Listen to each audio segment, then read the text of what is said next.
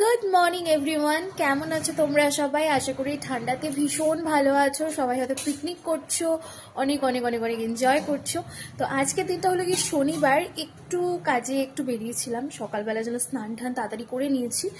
তো মার দেখলাম এসে রান্না বান্না সব কমপ্লিট, আর ভাবলাম যে আজকে বর এনেছিল এরকম মোটা মোটা লঙ্কা, তো এই লঙ্কাগুলোর বড়া করব ভেতরে পুর ভরে। তো ভাবলাম যে ফার্স্ট টাইম বানাচ্ছি আর রেসিপিটা তোমাদের সাথে শেয়ার করছি। অনেকদিন অনেক ভিডিও দেওয়া হয়নি, তো ভাবলাম যে রেসিপিটা তোমাদের সাথে শেয়ার করি। তো লঙ্কার চপ বানাতে আমাদের লাগবে হচ্ছে লঙ্কা, যেটা আমি মাঝখান থেকে এরকমভাবে চিড়ে নিয়েছি, ভেতরের বীজগুলো সব বার করে নিয়েছি। এখানে আমি একদম কুচিয়ে নিয়েছি হচ্ছে পেঁয়াজ, গাজর, ক্যাপসিকাম, আর এখানে নিয়েছি একটু রসুন বাটা, আদা বাটা, লঙ্কা কুচি, আর এখানে আলু সিদ্ধ হতে বসিয়েছি 2-3টের মতো। তো রান্নার জোগাড়যন্ত্র সব কমপ্লিট হয়ে গেছে, আলুও সিদ্ধ হয়ে গেছে, কড়াই বসিয়ে দিয়েছি, সর্ষের তেলে রান্নাটা পুরো করব।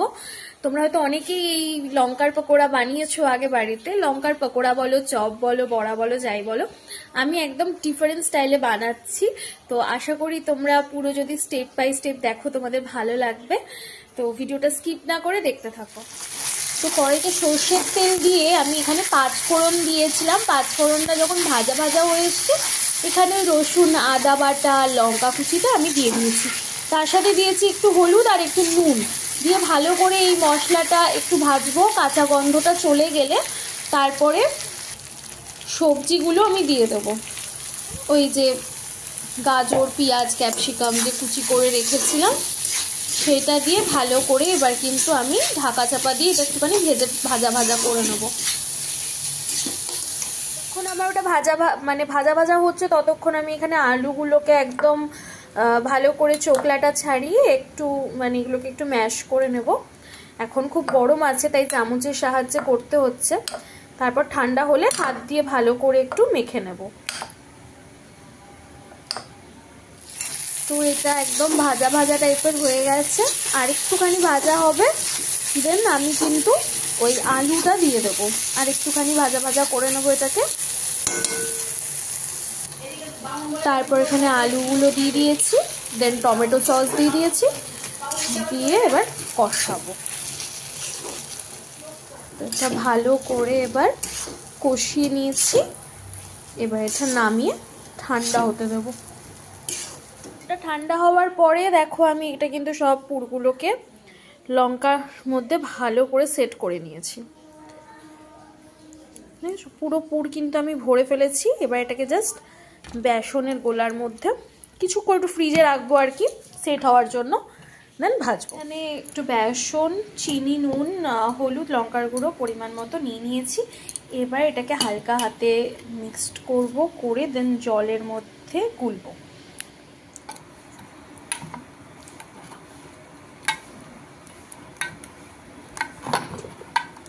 এবার ঢাকা দিয়ে কিছুক্ষণ রেখে দেবো। তারপর অনেকগুলো ভাজা হয়ে গেছিলো, জাস্ট ভুলে গেছি ভিডিও করতে। তো বেসনে ভরিয়ে ভরিয়ে জাস্ট এইভাবে লাল লাল করে ভেজে নিতে হবে।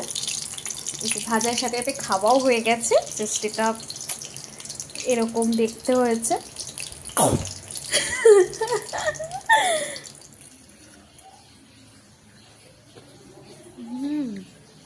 আমি ফার্স্ট টাইম লঙ্কার বড়া খাচ্ছি, অসাধারণ। তোমরা যদি বাড়িতে আমি যেই প্রসেসে বানিয়েছি সেই প্রসেসে যদি তোমরা বাড়িতে ট্রাই করো, আমি গ্যারান্টি দিয়ে বলছি জাস্ট ফ্যান হয়ে যাবে লঙ্কার চপা। ঝালও লাগে না, আগে না আমি খেতাম না, ভাবতাম যে না লঙ্কা বাবা ঝাল লাগবে, কিচ্ছু না, জাস্ট অসাধারণ। অবশ্যই বাড়িতে ট্রাই করো আর আমায় কমেন্ট করে জানিও যে তোমাদের সবার কেমন লাগলো খেয়ে। ওকে, আজকের মতন টাটা। ব্লগটা এখানেই শেষ করছি, আবার একটা নতুন ব্লগে তোমাদের সাথে দেখা হচ্ছে।